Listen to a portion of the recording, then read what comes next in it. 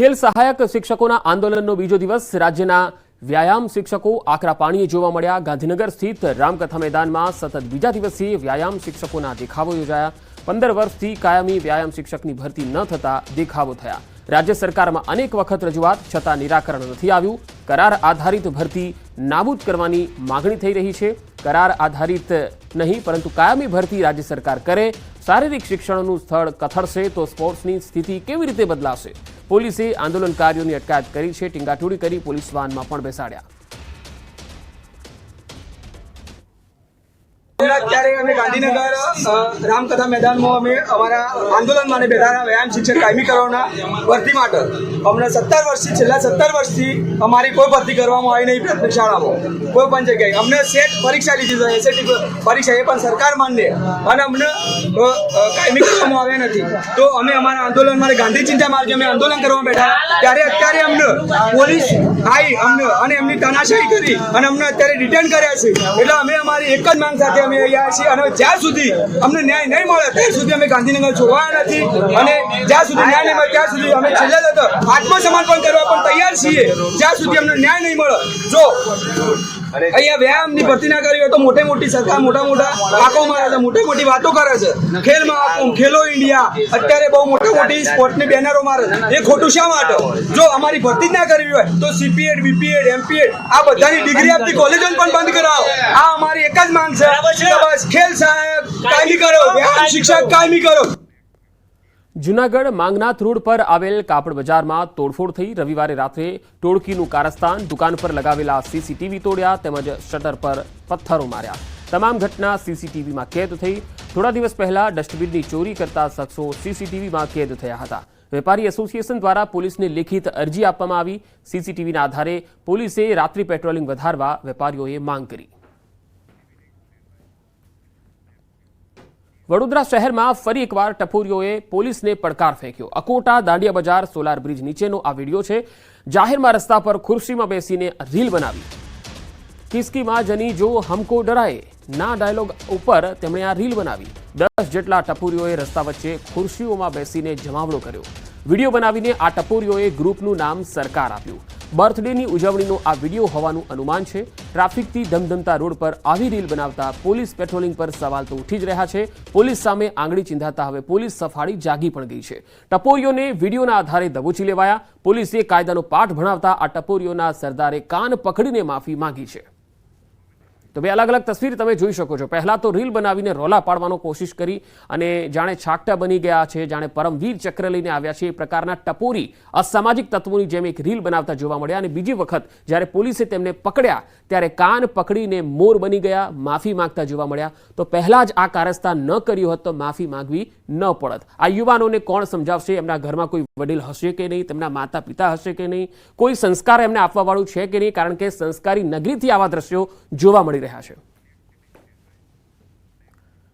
અસામાજિક તત્વો સામે વડોદરા પોલીસ હવે એક્શનમાં છે। એક જ રાતમાં 300 વ્યક્તિઓની અટકાયત કરી છે। અસામાજિક તત્વોને પોલીસે દબોચ્યા છે। રોડ પર અડ્ડો જમાવતા લોકો સામે કાર્યવાહી કરાઈ।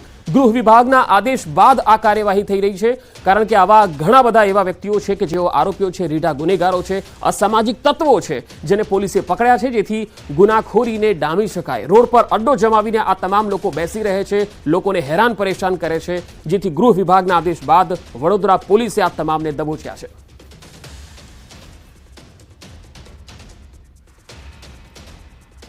રાજકોટમાં વધુ એક તાંત્રિકનું કારસ્તાન। મવડીના ભુવા પર લાગ્યા ગંભીર આરોપ। યુવતીને ઝેરી દવા પીવડાવી અને હત્યા કર્યાનો આરોપ લાગ્યો। કેતન સાગઠિયા નામના ભુવા પર આરોપ લાગ્યા છે। ઝેરી દવાની અસરથી યુવતીનું સારવાર દરમિયાન મૃત્યુ થયું। ભુવાએ ઝેરી દવા પીવડાવી હોવાનો પરિવારનો આરોપ છે। પરિવારના લોકોએ કહ્યું ભુવા પાસે વિધિ કરાવવા જતા સંપર્કમાં આ યુવતી આવી હતી। બાદમાં તેમની સાથે લગ્ન પણ કરી લીધા હતા। વધુમાં મૃતકના પરિવાર તો ત્યાં સુધી કહી રહ્યા છે કે આ એક નહીં, અગાઉ પણ ભુવાએ અનેક દીકરીઓની જિંદગી બરબાદ કરી નાખી છે। હાલ તો સમગ્ર મામલે પોલીસે વધુ તપાસ હાથ ધરી છે અને કેટલાક મોટા ખુલાસા પણ આગળ થઈ શકે છે। અને પહેલાં 1-5 પીવડાવી દીધી હતી। કેતન ભુવા સાગઠિયા એ મવડીના સમસમમાં વિધિ કામ કરે છે। કેટલી દીકરીની જિંદગી બગાડી નાખી છે ને ઘરના ખુદે કેસ કરેલ છે। 2-3 વાર જેલમાં ગયેલ છે। દારૂનો ધંધો કરે છે। કેટલી દીકરીઓની જિંદગી બગાડ કરી નાખી। આ કેલે પાછી મારી દીકરીને જિંદगी बर्बाद करने की दवा पीवरीને હોસ્પિટલ દાખલ કરી દીધી. પાછા પોલીસવાળા અમને કહ્યું કે તમારી દીકરી સિરિયસ છે. મારા વાઈફને બધાય દવાને ખબર પણ મારી દીકરી કોમામાં હતી, કાંઈ બોલી શકતી એમ નથી. મારી બીવી નર્સિંગ કરતી હતી, એન્જિનિયરિંગનો કોર્સ કરતી હતી. હાલમાં ચાલુ અમદાવાદ એનું ભણતર ચાલુ હતું. આ વિધિમાં પડીને એની જિંદગીને બગાડ નાખી. ભુવા સાથે પહેલા છેલ્લા એક વર્ષથી એને કોન્ટેક્ટમાં આવી અને એ પહેલાં એવી રીતે કાકાને બધાનું એવું કીધું કે તારા પપ્પા છે ને એ ગુજરી જશે તો એટલા માટે એ વિધિ કરાવવી પડશે. તો એમાં હલવાઈ ગઈ દાણા જોવામાં ને એમાં બધે. તો ત્યારે 5મા મહિનાની 1 તારીખે એ પહેલી વાર દવા પી ગઈ હતી. ત્યારે એ સુસાઇડ નોટમાં બધું લખેલું હતું કે હું કેતન સાગઠિયાના ત્રાસથી દવા પીવું છું, એ મારી ઉપર દેણું કરી નાખ્યું છે, મારી ઉપર લોન લઈને બધી વાપરી નાખી છે, બધું એવું લખેલું હતું. ત્યારે અમે ફરિયાદ કરી હતી, બધું કર્યું હતું. પછી અમે એને ઘરે લઈ આવ્યા. ત્યાંથી મારા મોટા બાપુના ઘરે ખોડિયાલપરામાં અમે એને રાખી. એના માયરું હોય એવા ચાંભાના નિશાન છે, બટકા ભરેલા હોય એના એવા નિશાન છે, આખા શરીરમાં એને એવા નિશાન છે. માંગ તો એ જ એટલી જ છે કે બસ અમારી દીકરી તો વહી ગઈ, હવે કોઈ બીજાની દીકરી આવું ન થવું જોઈએ.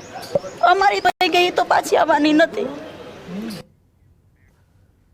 જામનગરના લાલપુર હાઈવે પર અકસ્માત થયો, જ્યાં બસ અને બોલેરો કાર વચ્ચે આ ગમખ્વાર અકસ્માત થયો. બોલેરોના ડ્રાઈવરનું ઘટના સ્થળે જ મૃત્યુ થયું છે, જ્યારે બસમાં સવાર 20 લોકો ઈજાગ્રસ્ત થયા. આ ઈજાગ્રસ્તોને સારવાર માટે હોસ્પિટલ ખસેડાયા હતા. તો લાલપુર હાઈવે પર બસ અને બોલેરો કાર વચ્ચે અકસ્માત થયો હતો. બોલેરોના ડ્રાઈવરનું ઘટના સ્થળે મૃત્યુ થયું, જ્યારે બસમાં સવાર 20 જેટલા લોકો ઈજાગ્રસ્ત થયા હતા. જામનગર લાલપુર હાઈવે પર બસ અને પિકઅપ વાન બોલેરો વચ્ચે અકસ્માત સર્જાયો છે. આ ગમખ્વાર અકસ્માતને લઈને અહીં જે પ્રકારના દ્રશ્ય જોઈ રહ્યા છો, બોલેરોનું છે તે સ્તોથ વળી ગયો છે. બીજી તરફ બસ છે તે બસમાં પણ સવાર કેટલાક લોકોને ઈજાગ્રસ્ત થતા 108 મારફતે જીજી હોસ્પિટલ ખાતે સારવાર માટે ખસેડવામાં આવ્યા છે. ચંગા કેનાલ પાસે જે અકસ્માત સર્જાયો છે, આ અકસ્માતમાં બોલેરો ચાલકનું ઘટના સ્થળે જ મૃત્યુ નીપજ્યું છે. અહીં જે પ્રકારે દ્રશ્ય જોઈ રહ્યા છો, બસ છે તે આ બોલેરો સાથે બાપા સીતારામની મજૂરી નજીક અથડાઈ હતી, જેને લઈને ગમખ્વાર અકસ્માત સર્જાયો હતો. અહીં ટ્રાફિક જામ પણ સર્જાયો હતો. હાલ પોલીસે અહીં દોડી આવી અને તમામ લોકો ઈજાગ્રસ્તો છે તેમને સારવાર માટે 108 મારફતે ખસેડ્યા છે. તો બીજી તરફ હાલ પંચનામા સહિતની કાર્યવાહી ચાલુ છે. અકસ્માત સર્જાતા જે રસ્તા ઉપર ટ્રાફિક જામ થયો હતો તેને લઈને પોલીસે ટ્રાફિક જામ પણ છે તેને લઈને વાહન વ્યવહારને પૂર્વવત કરાવ્યો છે. કિંજલ કારસરિયા, ન્યૂઝ 18 ગુજરાતી, જામનગર. ખેડામાં વધુ એક વાર રફતારનો કહેર સામે આવ્યો. ખેડા તારાપુર રોડ પર ત્રાજ ગામ પાસે હિટ એન્ડ રનની ઘટના બની. શ્વાનને રોટલી ખવડાવવા આવેલા ત્રાજ ગામના સુરેશભાઈ રફતારનો ભોગ બની ગયા. બેફામ સ્પોર્ટ્સ બાઇક ચાલકે સુરેશભાઈને ટક્કર મારતા મૃત્યુ થયું. અકસ્માત સર્જી બાઇક ચાલક ફરાર થઈ ગયો હતો. માતર પોલીસે ઘટના સ્થળે પહોંચી અને વધુ તપાસ હાથ ધરી છે. આ જગ્યાએ નિત્યક્રમ મુજબ સુરેશભાઈ રમણભાઈ પટેલ દરરોજ કૂતરાનો રોટલી નાખવા માટે આવતા હતા અને અહીંયા આગળ અજાણ્યો ઈસમ બાઇક ચાલક આવીને ટક્કર મારી દીધી છે અને માતરથી ખેડા લઈ ગયા. તો ખેડા સિવિલ હોસ્પિટલમાં લઈ ગયા તો ત્યાં આગળ એક સુરેશભાઈના મૃત જાહેર કર્યા હોય એવું જાણવા મળેલ છે. સાયકલ હતી જોડે અને જ્યાં બાઇક વાળો છે એ ફૂલ સ્પીડમાં આવીને એમના પાછળથી ટક્કર મારી. જેવી ટક્કર મારી હવે છે ને પેલા ભીતમાં પછડાયું એમનું માથું અને તઈ ઓફ થઈ ગયા. સુરતમાં ચોંકાવનારી ઘટના બની. વાલીઓ માટે લાલબત્તી સમાન કિસ્સો છે. ધોરણ 7ની વિદ્યાર્થીનીએ આપઘાત કરી લીધો. માતાનો ફોન પાણીમાં પડી જતા ડરના લીધે આપઘાત કર્યો. વિદ્યાર્થીનીએ લખેલી સુસાઇડ નોટ પણ મળી આવી, જેમાં તેણે મોબાઈલ ફોન પાણીમાં પડી ગયો હોવાથી આપઘાત કરી રહી હોવાનો ઉલ્લેખ કર્યો અને માફી માંગી હતી. તો ધોરણ 7ની આ વિદ્યાર્થીનીએ મોબાઈલ ફોન પાણીમાં પડી ગયો અને માતા તેને બોલશે અને ગુસ્સો કરશે એવા ડરના કારણે આપઘાત કરી લીધો. વધુ માહિતી મેળવીએ સુરતથી સંવાદદાતા કીર્તેશ પટેલ જોડાયા છે. કીર્તેશ, વાલીઓ માટે આ ખરેખર આઘાતજનક અને ચેતવણી આપતો આ કિસ્સો છે. શું વધુ અપડેટ? બિલકુલ, વાલીઓ માટે આઘાતજનક કિસ્સો કહી શકાય છે. સુરતમાં કતારગામ વિસ્તારમાં જયરણછોડનગર એપાર્ટમેન્ટમાં રહેતી અને 7 વર્ષની વિદ્યાર્થીનીએ પોતાનો મોબાઈલ રમતા રમતા પાણીમાં પડી ગયો, જેને લઈને મોબાઈલ બગડી જશે અને માતા પિતા બોલશે આ બાળકીએ પોતે આપઘાત કરી લીધવાની ઘટના બની છે. જોકે બાળકીના પિતા કપિલભાઈ મુંબઈ મહાનગરપાલિકામાં નોકરી કરે છે અને તેને લઈને માતા બાળકી સાથે સુરતમાં રહે છે અને જે પ્રકારની આ ઘટના બની છે તેમાં બાળકીએ સુસાઇડ નોટ પણ લખી છે, જે પોલીસે હાથ લાગી છે. એટલે કે બાળકીની આપઘાતના પગલે પરિવાર શોકમાં ગરકાવ થઈ છે, પણ મોબાઈલ જેવી વસ્તુ બગડી જતા પરિવાર બોલશે તે બીકે આ બાળકી આપઘાત કર્યો હોવાનું પોલીસ તપાસમાં સામે આવ્યું છે. જી કીર્તેશ, આભાર માહિતી આપવા માટે. માતાનો ફોન પાણીમાં પડી ગયો અને આ બાળકીને એવું લાગ્યું કે માતા પિતા તેને સંભળાવશે, ગુસ્સો કરશે અને તેના કારણે તેણે આપઘાત કરી લીધો.